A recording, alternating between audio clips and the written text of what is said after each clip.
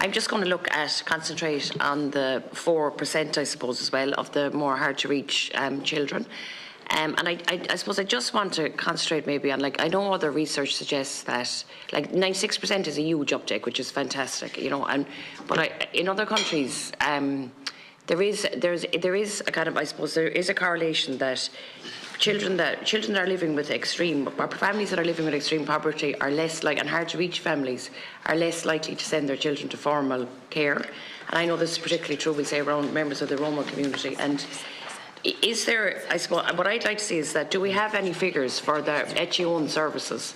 You know, that and evidence has suggested that the less amount of formal care, or the less amount of early years of care available, the more likely that hard-to-reach families will attend. You know, and it's not about money, I suppose, it's about just spending time with your children. But so, do we have any figures on the amount of HE-only services in operation?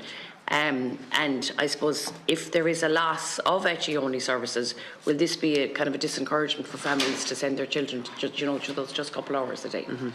Thanks very much, and I do appreciate that people are putting the focus on HE, because it is a hugely important resource. I do want to say, in terms of those who engage, and again, we're always seeking to do more and more in this space, but 77% of children of a traveller background engage in it in the process. More than 70% of Roma children engage in the process.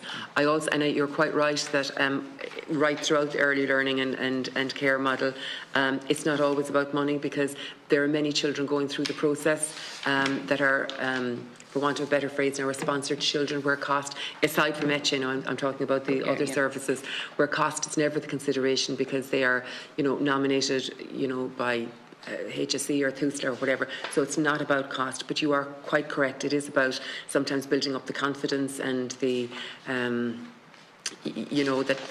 families or parents would see the value of it.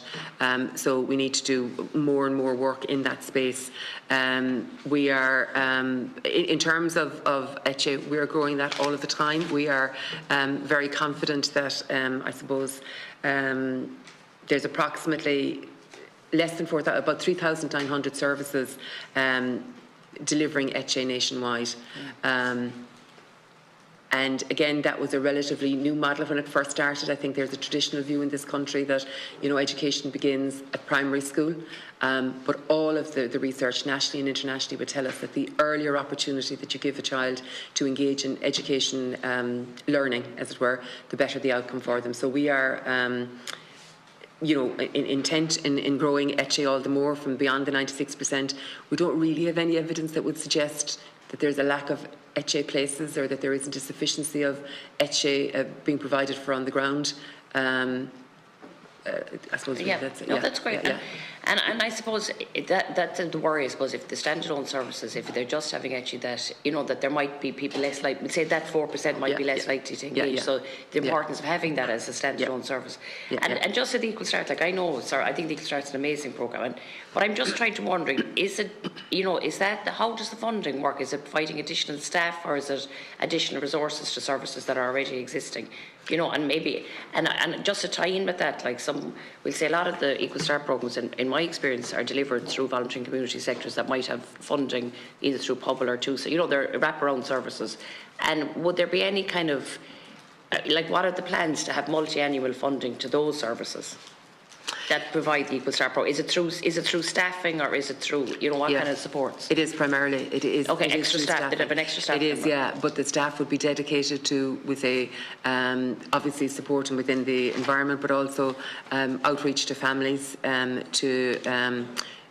I suppose very similar to the points that you've raised earlier, about the benefits of the education system and all of that, and they would be very much linked to doing that work with the wider family community as well. It has proven itself to be very successful.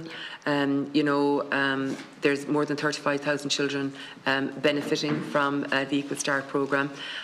All the time we're seeking to add to it. So, for example, reference was made earlier around the Bia Blas, the programme, and all of that. So we're intent on adding more and more threads, if you like, to the supports that are being provided for Equal Start.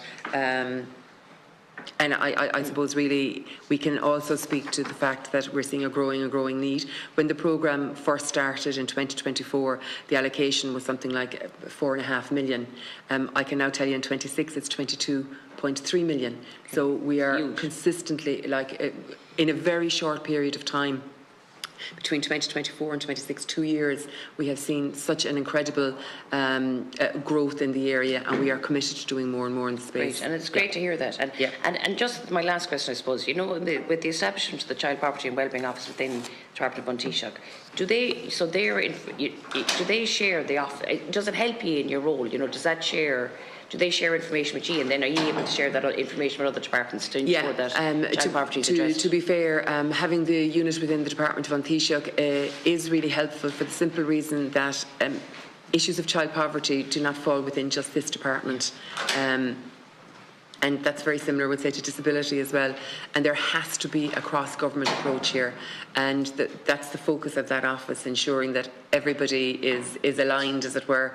And so, for example, some of the things they will be doing now, even, I would say, out of the budget, a spotlight on what all the departments right across government are doing in relation to child poverty and the elimination of child poverty and all of that. So they are very helpful in coordinating and highlighting this cross-government approach, and even when it comes to things like budgets and all of that, ensuring that there is a focus in each department when it comes to issues like child poverty. Great. Thank you. Thanks a million. Thank you.